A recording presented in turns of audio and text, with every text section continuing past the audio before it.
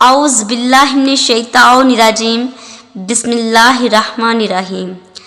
خواتین و حضرات السلام علیکم۔ امام مہدی علیہ السلام کے ظہور کی جہاں بہت زیادہ نشانیاں بتائی گئی ہیں، وہاں ایک نشانی یہ بھی ہے کہ امام مہدی علیہ السلام کے ظہور سے پہلے لوگ اپنا مذہب تبدیل کر لیں گے۔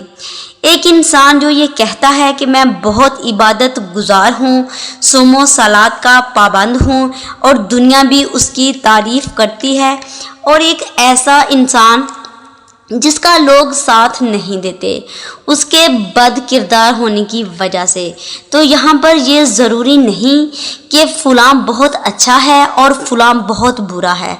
بس کوئی بھی جسے امام مہدی علیہ السلام کی معرفت نہیں ہے وہ اپنا مذہب تبدیل کر لے گا، اور یہ ایسا تب ہوگا جب امام مہدی علیہ السلام کے ظہور میں 40 دن باقی ہوں گے۔ سفیانی کی طرف سے، جو کہ ابو سفیان کی نسل سے ہوگا، اس کی طرف سے کچھ سپاہی آئیں گے جو لوگوں کی گردنوں پر ہتھیار رکھ کے کہیں گے کہ تم مسلمان ہو؟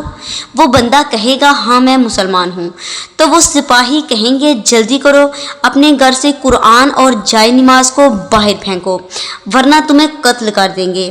وہ بندہ ہاتھ باندھ کر کہے گا رکو رکو، میں قرآن باہر پھینک دیتا ہوں، تم مجھے قتل نہ کرنا۔ بس وہ قرآن مجید کو باہر پھینک دے گا، پھر کچھ ہی دیر بعد وہ سپاہی اسے قتل کر دیں گے۔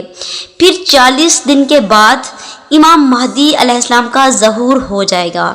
اللہم صلی علی محمد و آل محمد و عجل فرجہم اجمعین۔